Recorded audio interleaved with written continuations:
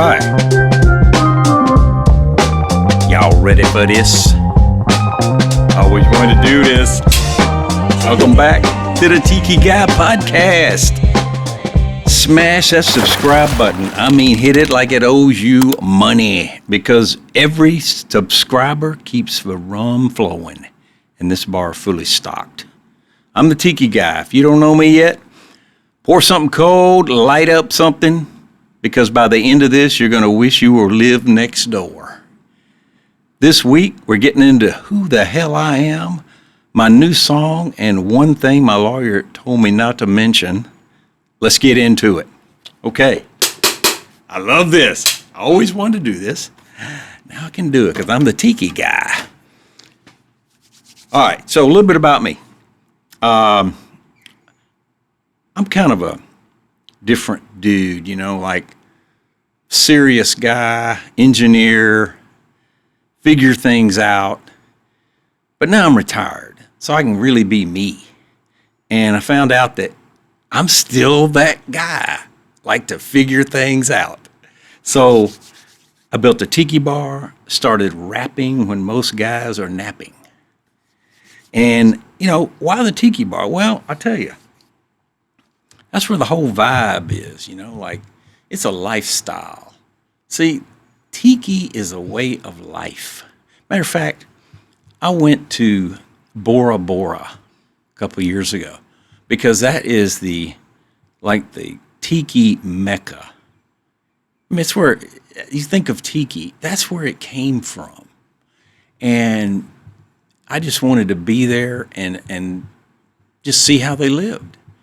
And man, I tell you what, I must have been reincarnated or something, because I felt right at home. I mean, I could live there. I traveled all over the world in the last 22 years with my job, and everybody asked me, what was your favorite place? And up until a few years ago, I used to say, everything's kind of the same. It really is. I mean, different types of trees and plants and architecture, but, people are just people, and it's all pretty much the same until Bora Bora. And I don't hesitate now. Someone says, where's your favorite place? Bora Bora. I mean, it was like, I felt like I was in a cartoon. The water, it was like a 50-mile wide swimming pool. You look out in the water, you're scared to jump in because it looks like it's 3 feet, and it's 30 feet deep. But you can't tell. It is so clear. It's amazing. So anyway, that was just a cool thing the Tiki Guy had to talk about, So let me wet my whistle here a little bit. Yeah, so, I've always I listen to rap stuff, and, I don't like the hardcore stuff, but, the original rap was pretty good, like Rapper's Delight, when it was a good message. It was like one guy just trying to do better than the other guy, and it wasn't about all this where they're angry sounding, and killing and all this negative stuff. And that's when I got into it. And I didn't really try to remember it, but it just stuck with me. And I'd hear a beat, and I'd go, oh, yeah, I know that, and I'd get right into it. And I did that stuff back in the 70s. And not that I'm an old tiki guy, but I was alive then. And I would learn these things and didn't even know I knew them until it came up at a party or out at some club, and I'd know every word to this thing. So next thing you know, I had people going, oh, yeah, this guy knows that thing. Yeah, ask him. He'll come up here and do it. So I'd go up there, and I can't tell you how many places that I've done Rapper's Delight. And that's a 15-minute long song. They usually cut me off because it's like it goes forever, People get tired of dancing. But it just stuck, and I don't know. I remember those things. I don't even try to remember them, but I do, Tiki guy, blue martini night. Mmm. Oh, that's so good. That is so good. So I think I'm gonna have to burn one. Tiki guy is ready to fire one up here. It just kind of goes with that martini. Yeah.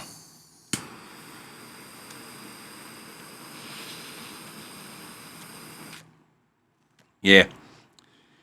I got the real deal here. This is almost like a flamethrower. So I can glaze my creme brulee or light up the stogie. None of these sissy cigars, the little thing, little bitty flame. So,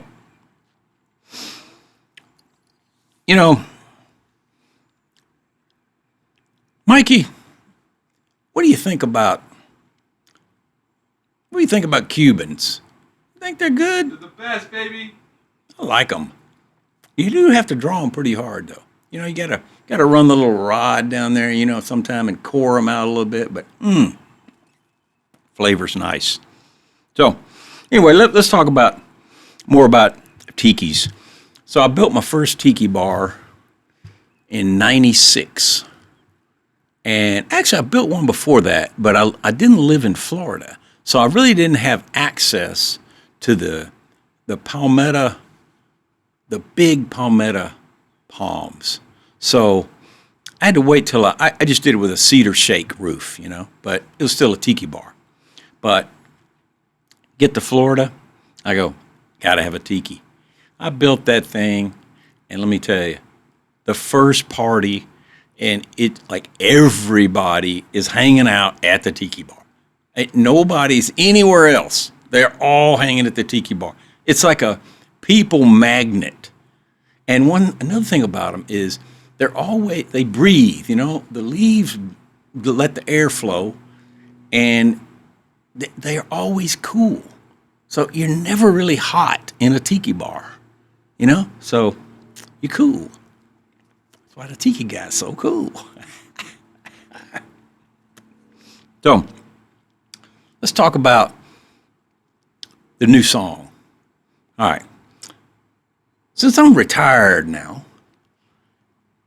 it's only appropriate that it's full-time tiki, okay? We had the Baby That's Tiki, which you'll get familiar with, but now that introduced you to what is tiki? What is tiki all about? And it made you want to be at a tiki bar and having one of these.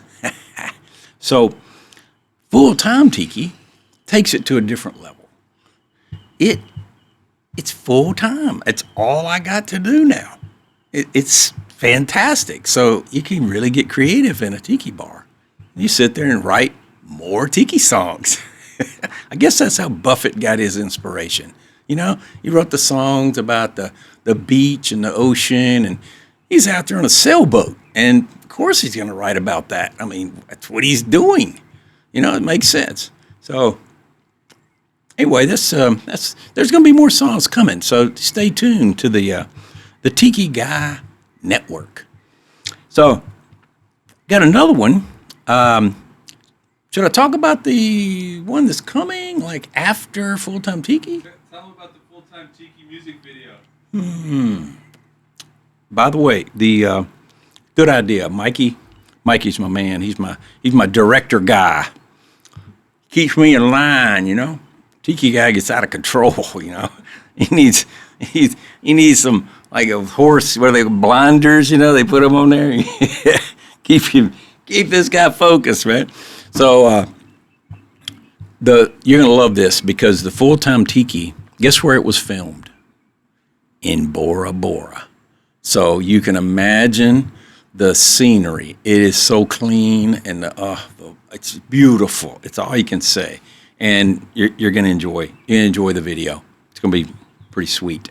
Be professionally done, and it'll be no B grade here, No B-roll. Is that what they call it? Yeah. So, what do you do when you're playing golf and you got your stogie going and you got to take a shot. You don't want to lay it in the ground where the animals have been and left who knows what, and the pesticides and everything else. So what you need, you put it in the smoke, bro. Check this out. All right. So being the engineer that I am, I solve problems.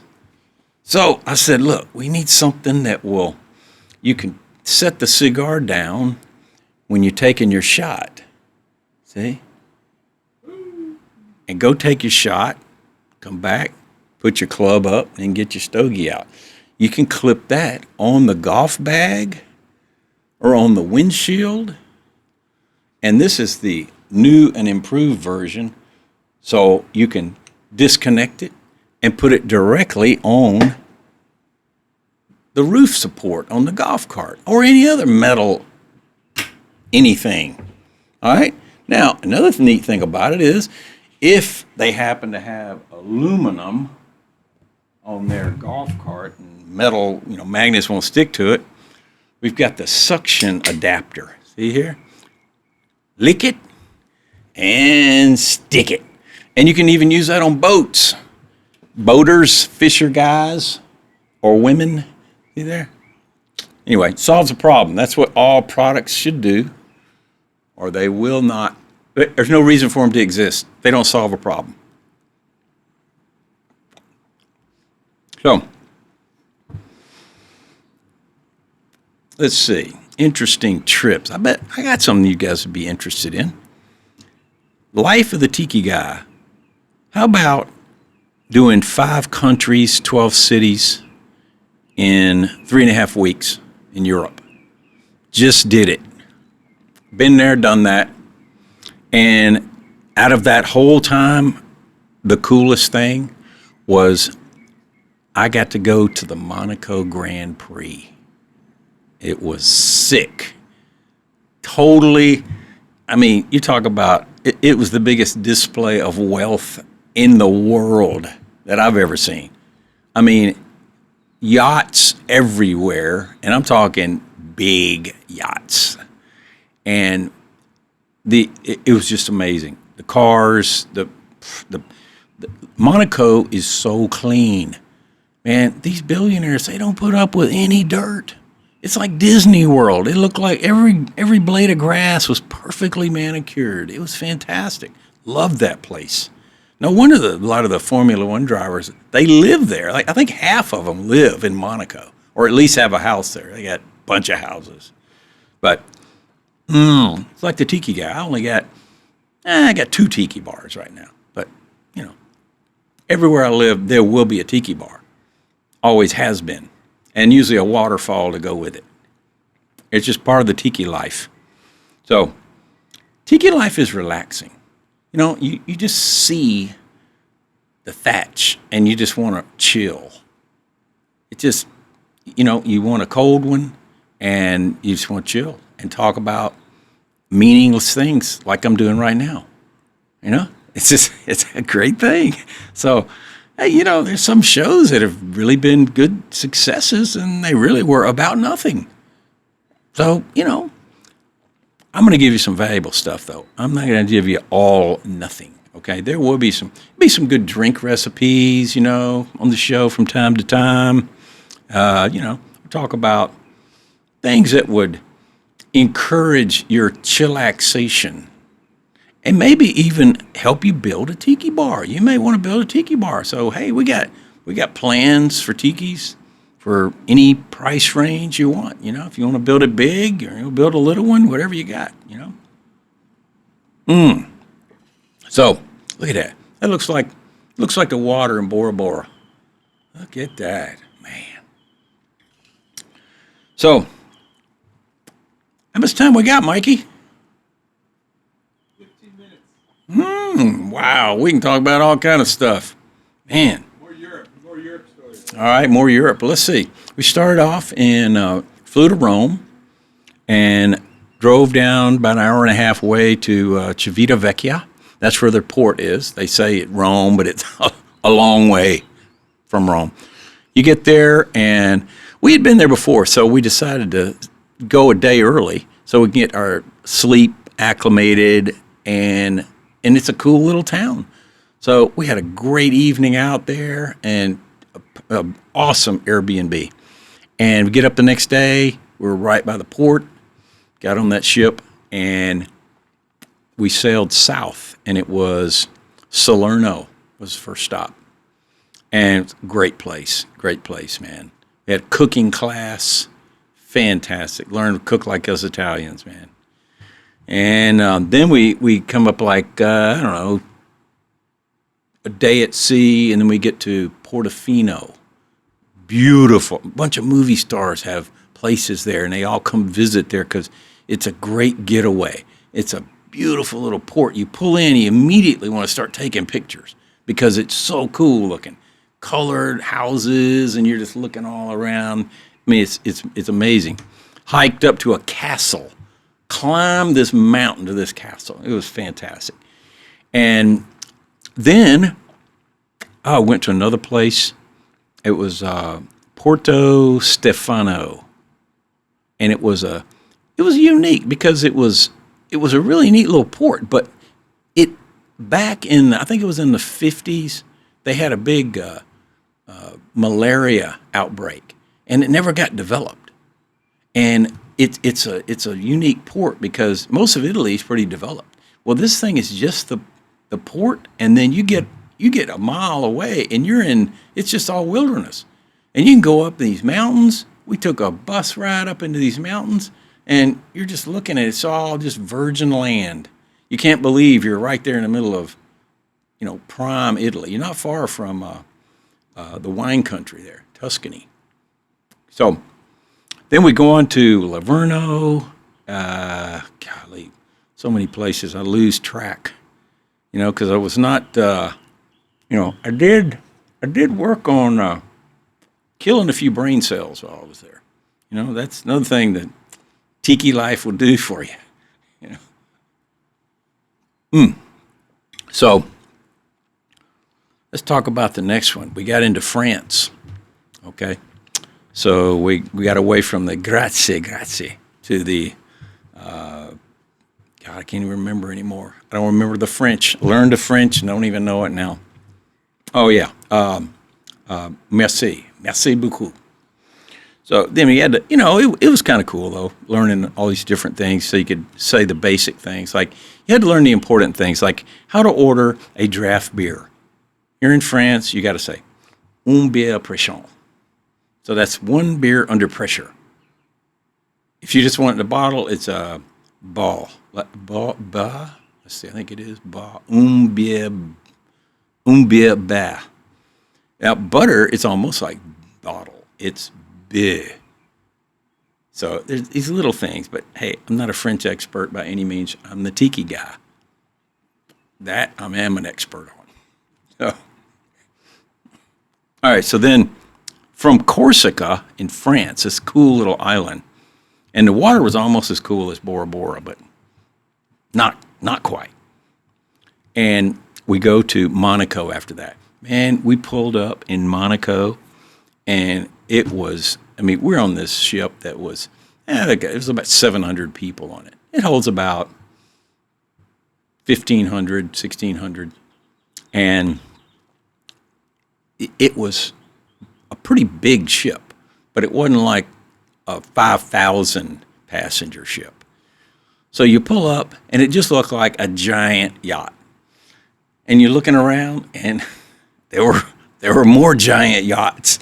They were everywhere. And the other thing that got me, there were helicopters. You look around, there were 20 helicopters in the air at any one time. And they were like Ubers. They were landing on yachts, taking the VIPs to the race. And it was so much activity. I couldn't believe it. If you ever get a chance to go there, do it. It's an experience.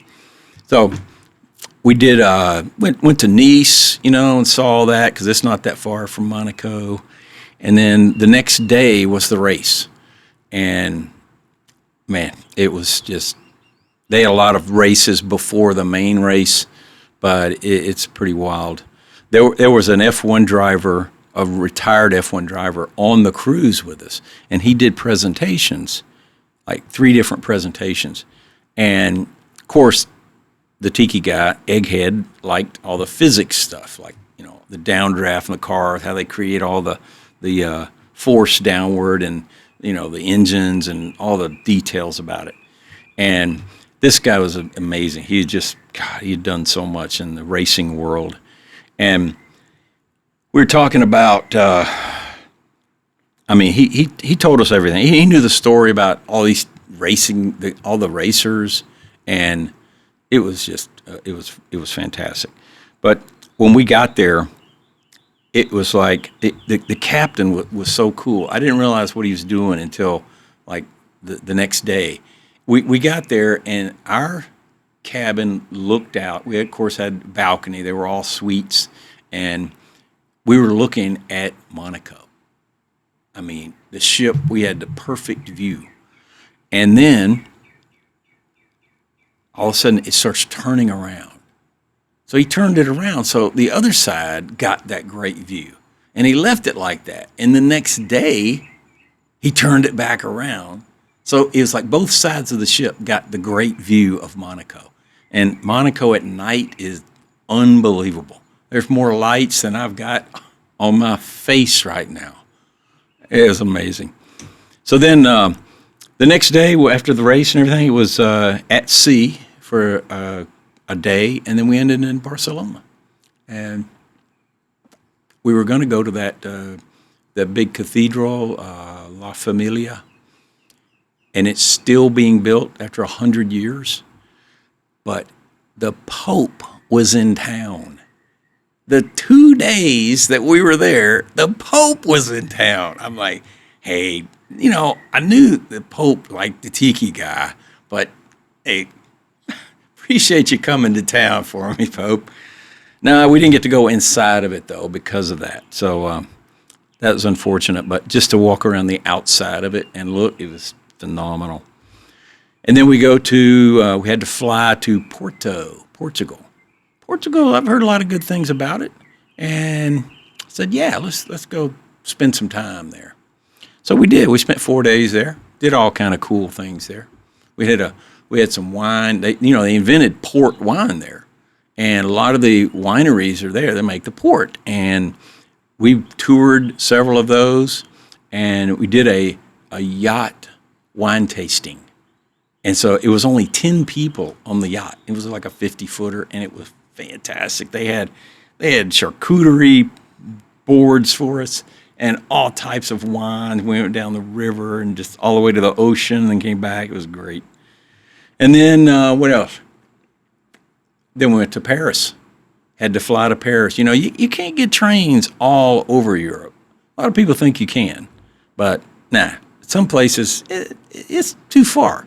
And it would just take a long time, and it's expensive because you got to make a lot of different stops. So we flew. But we did take a train from Paris to London and got to go under the English Channel. That was pretty cool. So it's like 25 minutes of total darkness.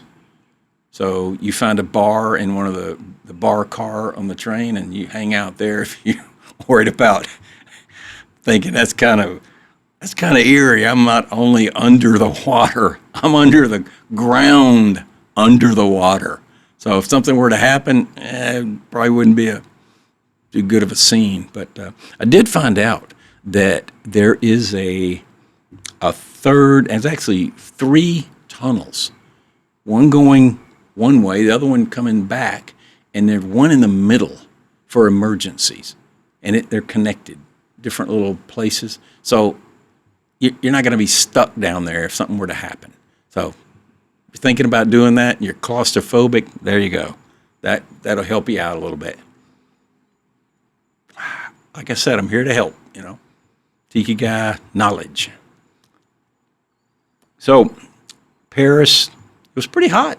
Pretty hot. We did walk up the Eiffel Tower, 700 steps. That only gets you to level 2. The final thing, you have to take the little elevator thing. And it was neat. That place is bigger than I ever thought. The legs on the Eiffel Tower. They must have been 100 by 100 feet. I mean, you think of them as legs, you know? Like, okay, they're just going to be like, they're massive. 4 of those things. I mean, they're giant, a lot bigger than I expected. And then London was like New York City. I felt like I was in New York. And they're having a heat wave there, and those guys don't have air conditioners over there. So, man, let me tell you, and they don't have many tiki bars either. So, it was kind of hot. Even the buses don't have air conditioning. So, your room doesn't have an air conditioning. The pubs, they got some great pubs. History, man, but they're hot. So you better have a cold beer, or it's really rough. What else with the highlights? I don't know. Did river cruises in each one of those towns, and the hop on, hop off bus. That's a good idea. Yeah, another tip from the Tiki guy. Hop on, do that the first day because you get to see it all, and you can decide. Like the next day, if you get a 2-day pass, you just stay on the bus and go around and make notes about, I want to come back to that. And then you can get off the next day and just hang out there and then you hop back on. And, it's a pretty good way to do it. Yeah, I don't like driving over there. I didn't want to drive over there. Tiki guy likes to drive golf carts. Yep, that's my style. That's how I roll. So can't have a golf cart like, I don't want a car in a foreign country. Especially in London when you're driving backward, like you're on the wrong side of the road anyway. Woo, man, that's bad enough. But then you come to a roundabout and they're bad enough. But you combine them with being on the other side, like, oh, man, everything's backwards. That would not be good. So, I would feel like I'd had way too many of these. And I might have had too many of these to even be driving anyway. But you know what I say? If you drink, don't drive. In fact, you probably shouldn't putt either.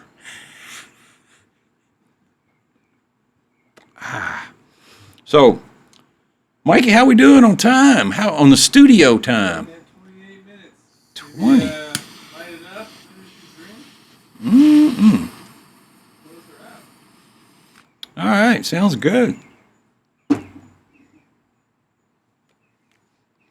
Well, one thing I learned in the last 65 years or so is the older I get, the less I know.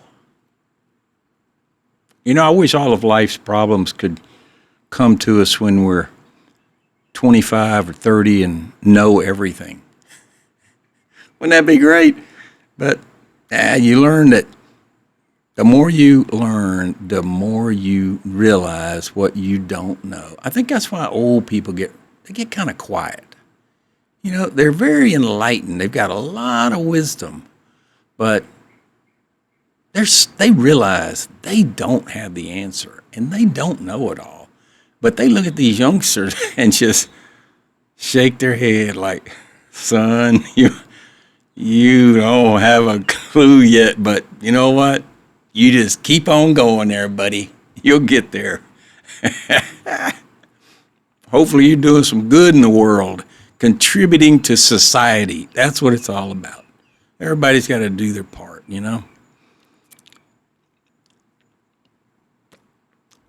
Is this the last call? All right. That's last call.